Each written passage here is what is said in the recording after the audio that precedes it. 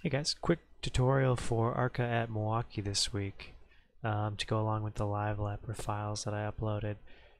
I just fired up a session, 106-degree track. I did a 20 lap run, and those live lapper files are attached in the forum post. Setup's really fun this week.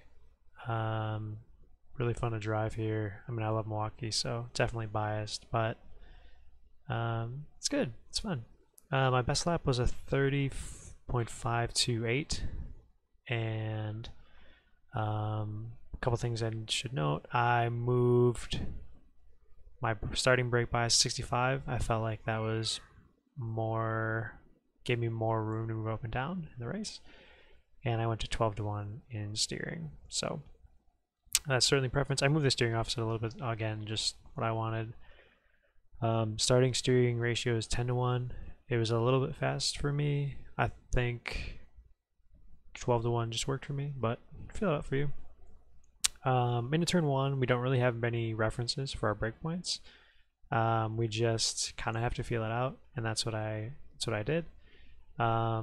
Basically, we're going to kind of not use a ton of brake anywhere. You'll kind of see that pretty consistently. We're mostly trail braking. We want to get the car slowed, but we're far from a threshold brake really at any point. We do kind of want to get it in a straight line. You know, see, I kind of turn in a little bit early. You can kind of feel out what works for you at what your turning point. I'm kind of aiming just to be a little bit off this wall. So yeah, 30-40% pretty much in here.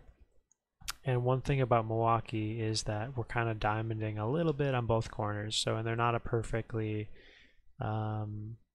constant radius, this yellow line. So there'll be kind of points that I'm kind of using as an apex to exit, and we'll kind of see those. So I'm still trail braking here, you know, less and less, just keeping the front wheels stuck down, you know, and getting that little bit of rotation. So you can see I don't have a ton of wheel in, and I'm doing most of the work with my brake pedal. I trail it for a long time until you can see the front washing out a little bit. You can see it until I'm comfortable with where the car is, then I'm getting back on throttle. You'll kind of see there's this point where the curb sticks out a little bit right here.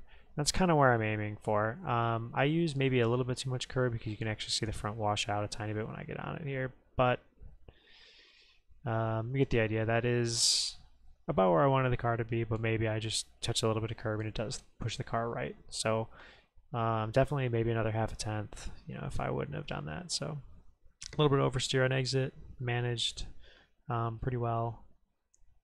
Nothing serious. So when we get down to in turn 3, I kind of use the signage here on the right as my reference, and you might have to move it a tiny bit as the tires wear, but I'm pretty much using the end of this GAL sign here. I don't know if they have GAL stuff all over the country, but we do in the north. There's a lot of GAL signs at Road America too, and I'm kind of using this end of the sign as my brake reference. You can kind of see, I can see it in my right screen, but you know, you can always just have that as in your peripheral. You can see I'm about to start braking, and I'm just at, you know, almost the end of the sign here. So, and that stays pretty consistent. You know, I move around and I experiment a tiny bit, a little bit later, a little bit earlier. Again, 40-45%, you know, somewhere between 30-45. And I'm trailing off as I'm trying to get a little bit more wheel in. Trying to keep the car's rotation steady. So I'm trailing off. Again, this corner, you'll see there's a point where this line isn't perfectly radiused that I'm going to try to get really close to. And in this case, it's a little bit more obvious. In 4, you'll see this little point. It's darker and it sticks out, and you can see where a lot of people have hit it, you know, over the time the track's been. You kind of see it right here. It sticks out a little bit, and that's kind of my apex point where I want to just either touch or get right next to. In this case, this is pretty ideal.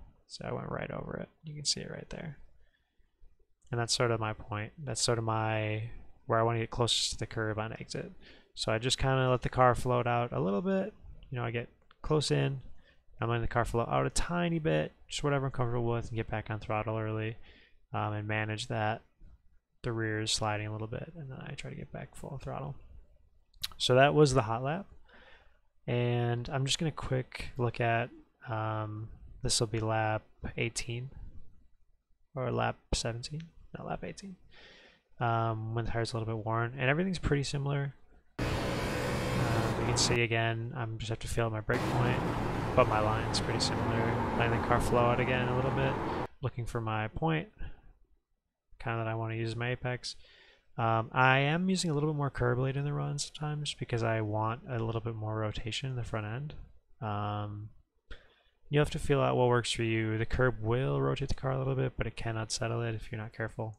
So I'm running a little bit of curb here, just to not have the front end wash out. So it's kind of a give and take. And same thing in 3. Again, using the Gal sign on the right, and trail braking in, using that dark spot as my point. Yep. And that's a lap. There's a little more. Again, see, I'm busy on the wheel, but not making big moves either side. So just trying to use my feet as much as I can in Milwaukee and save tire. By the way, I ended with a 90-90 after 20 laps. So fun track, good car. I hope this helps, and good luck this week.